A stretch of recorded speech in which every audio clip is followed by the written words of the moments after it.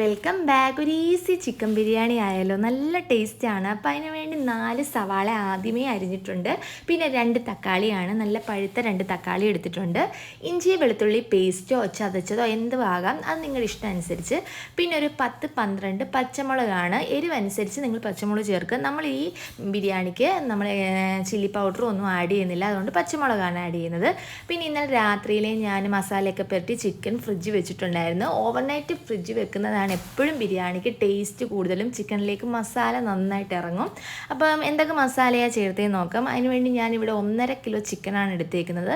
നല്ല രീതിയിൽ വാഷ് ചെയ്യണം. എപ്പോഴും ബ്ലഡ് സ്റ്റെയിൻസും ഒക്കെ ചിക്കനിൽ കാണും. അപ്പോൾ നല്ല രീതിയിൽ ഒത്തിരി വെള്ളത്തിൽ വാഷ് ചെയ്യുക. ഫസ്റ്റ് വന്നിട്ട് ഒരു 1/2 ടീസ്പൂൺ മഞ്ഞൾപ്പൊടിയും 1 ടീസ്പൂൺ നമ്മുടെ പെപ്പർ പൊടിയാണ് ഫസ്റ്റ് തന്നെ മസാലയിൽ ആഡ് ചെയ്യുന്നത്. പിന്നെ 2 ടേബിൾ സ്പൂൺ കാശ്മീരി ചില്ലി, കുറച്ച് വെളിച്ചെണ്ണ, പിന്നെ നാരങ്ങ നീരാണ് കേട്ടോ. ഒരു നാരങ്ങയുടെ പാതി നീര് നല്ലതായിട്ട് പിഴിഞ്ഞൊഴിക്കുക. പിന്നെ ഒരു 4-5 ടേബിൾ സ്പൂൺ തൈര് വേണം കേട്ടോ.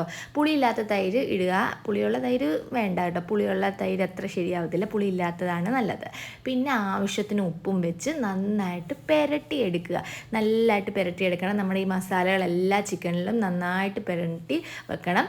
ചില ആൾക്കാർ സമയമില്ലെങ്കിൽ ബിരിയാണി വെക്കുന്നതിന് മുമ്പായിരിക്കും ഈ പ്രോസസ്സ് ചെയ്യുന്നത്. ഞാൻ രാത്രിയിലേ ചെയ്ത് ഫ്രിഡ്ജിൽ ഇങ്ങനെ വെച്ചേക്കുവാണ്. നന്നായിട്ട് അതായത് നമ്മുടെ ചിക്കനിലേക്ക് മസാല വേണമെങ്കിൽ രാത്രിയിലേ ചെയ്യുന്നതായിരിക്കും നല്ലത്. കുറച്ച് നേരം ഇരിക്കണം. പിന്നെ നമ്മളിതൊന്ന് ഫ്രൈ ചെയ്യാൻ വേണ്ടി ഒരു പാൻ എടുത്തിട്ടുണ്ട്. പാനിലേക്ക് ഞാനിവിടെ സൺഫ്ലവർ ഓയിലാണ് ആഡ് ചെയ്യുന്നത് കേട്ടോ. വെളിച്ചെണ്ണയിലല്ല നമ്മളിത് ഫ്രൈ ചെയ്യുന്നത്. അപ്പോൾ അതെല്ലാം ആഡ് ചെയ്ത് കൊടുത്തിട്ടുണ്ട്. അപ്പോൾ നന്നായിട്ട് തിരിച്ച് മറിച്ച് നന്നായിട്ട് ഫ്രൈ ചെയ്തെടുക്കണം.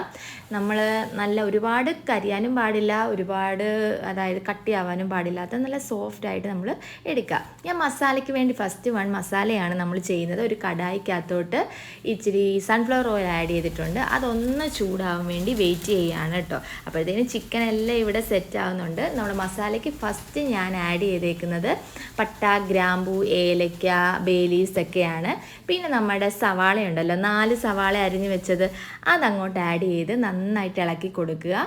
4 സവാള മതിയാവും. 1.5 കിലോ ചിക്കന് 4 സവാള, വലിയ 4 സവാളയാണ് എടുത്തേക്കുന്നത്. അപ്പോൾ അത് മതിയാവും. അപ്പുറത്തെ ഗ്യാസിൽ നമ്മുടെ ചിക്കൻ ശരിയാവുന്നുണ്ട്.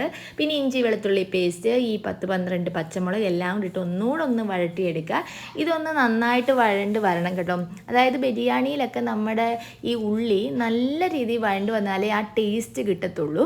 അപ്പോൾ ഓൾമോസ്റ്റ് ഓരോ ബാച്ചായിട്ട് ഞാനിങ്ങനെ വറുത്ത് മാറ്റിക്കൊണ്ടിരിക്കുകയാണ്. ഈ ഒരു കളറൊക്കെ ആകുമ്പോഴത്തേന് ചിക്കൻ സെറ്റാവും. അപ്പം നമ്മുടെ തക്കാളിയാണ് ഇട്ട് കൊടുക്കേണ്ടത്. നമ്മുടെ ഉള്ളി ഒരുമാതിരി വഴണ്ട് വന്നിട്ടുണ്ട്. ഇത് നന്നായിട്ട് ഉടഞ്ഞു വരണം. അപ്പോഴത്തേന് നമ്മുടെ മല്ലിയില കേട്ടോ, മല്ലിയിലയും പുതിനയിലയാണ് കേട്ടോ. മല്ലിയിലയും പുതിനയിലയും കൂടെ ആഡ് ചെയ്ത് കൊടുക്കുക. അതും ഇട്ട് നന്നായിട്ട് വഴണ്ട് വരുമ്പോഴത്തേന് മഞ്ഞൾപ്പൊടി ഒരു 1/2 ടീസ്പൂൺ മഞ്ഞൾപ്പൊടി ആഡ് ചെയ്ത് കൊടുക്കുക. ഇതിൻ്റെ അകത്ത് നമ്മൾ മുളക് പൊടി അങ്ങനെയുള്ള കാര്യങ്ങളൊന്നും ഇട്ട് കൊടുക്കുന്നില്ല. പിന്നെ ആഡ് ചെയ്ത് കൊടുക്കുന്നത് പെരിഞ്ജീരകത്തിൻ്റെ പൊടിയാണ് കേട്ടോ. അത് ഇച്ചിരി നന്നായിട്ട് ആഡ് ചെയ്ത് കൊടുക്കണം. പെരിഞ്ജീരകത്തിൻ്റെ ആ ഒരു സ്മെല്ലൊക്കെ നല്ല രീതിയിൽ ഇട്ട് കൊടുക്കുക. പിന്നെ ഗരം മസാലപ്പൊടി ഇച്ചിരി കുറച്ചിട്ടാൽ മതി. എപ്പോഴും പെരിഞ്ജീരകം ഇച്ചിരി മുന്നിൽ നിൽക്കുക, ഗരം മസാല ഇച്ചിരി മതി. ഇനി ഒരു 5-6 ടേബിൾ സ്പൂൺ തൈരാണ് കേട്ടോ. നമ്മുടെ ചിക്കനിൽ ഓൾറെഡി നമ്മൾ തൈരിട്ടാണ് പുരട്ടി വെച്ചേക്കുന്നത്. നമ്മുടെ ഈ മസാലയിൽ നമ്മൾ തൈരിടുന്നുണ്ട്.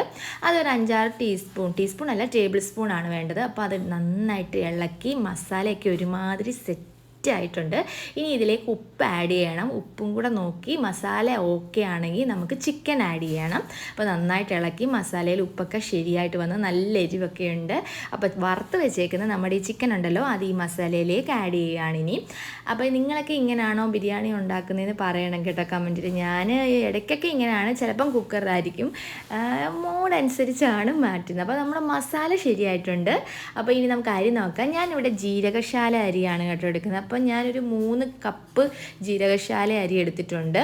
അപ്പോൾ ചെറിയ അരിയാണ് ജീരകശാല അരി. വലിയ അരി എന്ന് പറയുന്നത് നമ്മുടെ നീളമുള്ള അരിയില്ലേ, അതാണ് നീളമുള്ള അരി. ഞാൻ എപ്പോഴും ബിരിയാണി വെക്കുന്നതിൽ നമ്മുടെ ജീരകശാല അരിയാണ് എടുക്കുന്നത്. നീളമുള്ള അരി എപ്പോഴും നെയ്ച്ചോറിനൊക്കെ നീളമുള്ള അരി നല്ലതായിരുന്നു കേട്ടിട്ടുണ്ട്.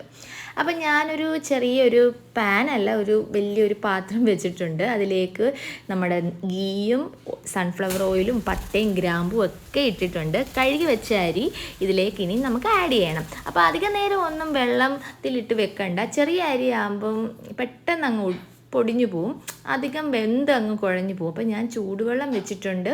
1 ഗ്ലാസ് അരിക്ക് ഞാൻ 2 ഗ്ലാസ് വെള്ളമാണ്, നമ്മൾ പറ്റിച്ചെടുക്കുകയാണ്. അപ്പം വെള്ളമൊക്കെ ആഡ് ചെയ്ത് അരിയൊക്കെ ആഡ് ചെയ്ത് അപ്പോൾ അരിയൊക്കെ ഒന്നാവുന്ന സമയം കൊണ്ട് ഞാനാണെങ്കിൽ നമുക്ക് ഡെക്കറേറ്റ് ചെയ്യണ്ടേ, അണ്ടിപ്പരിപ്പ് മുന്തിരിയും നമ്മുടെ സവാളയൊക്കെ ഒന്ന് അരിഞ്ഞ് വറുത്ത് കോരി മാറ്റി വെച്ചിട്ടുണ്ട്. അപ്പോഴത്തേനും നമ്മുടെ അരിയൊക്കെ ഓക്കെ ആയി. 1 ഗ്ലാസ് അരിക്ക് 2 ഗ്ലാസ് വെള്ളമാണ് ഇടുക. ഇനി ഞാൻ ദമ്മിടാൻ പോവാണ്.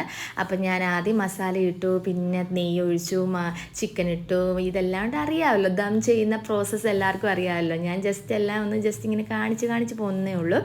അപ്പോൾ നമ്മൾ മസാലയൊക്കെ നല്ല ടേസ്റ്റ് ഉണ്ട്. ഇങ്ങനത്തെ ഒരു ടേസ്റ്റുള്ള മസാല ഞാൻ പല രീതിയിൽ മസാല ഉണ്ടാക്കാറുണ്ട്.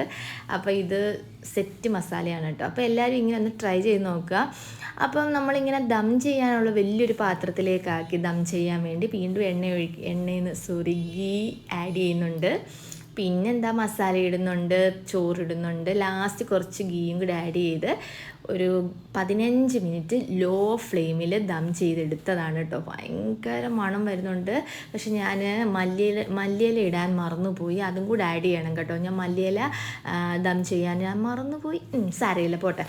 അപ്പോൾ അതൊക്കെ ആയിട്ട് ഞാനൊരു പ്ലേറ്റിലോട്ട് ഇതെല്ലാം മാറ്റി. നമ്മുടെ സാലഡും പപ്പടവും അച്ചാറും മസാലയും ചോറൊക്കെ സൂപ്പറായിട്ട് കുക്കായിട്ടുണ്ട്, ഒന്നും അളിഞ്ഞു പോയിട്ടില്ല. മസാല ഒരു രക്ഷയില്ല കേട്ടോ, നല്ല മണം വരുന്നുണ്ട്. അപ്പം ഇങ്ങനെ എല്ലാവരും ഒന്ന് ബിരിയാണി ട്രൈ ചെയ്ത് നോക്കുക. ഭയങ്കര സിമ്പിളാണ്, ഭയങ്കര എളുപ്പമായിട്ട് ഉണ്ടാക്കാം, എല്ലാവർക്കും ഉണ്ടാക്കാൻ പറ്റുന്ന രീതിയിലാണ്. അപ്പോൾ അത്രയേ ഉള്ളൂ. അടുത്ത വീഡിയോ കാണാം.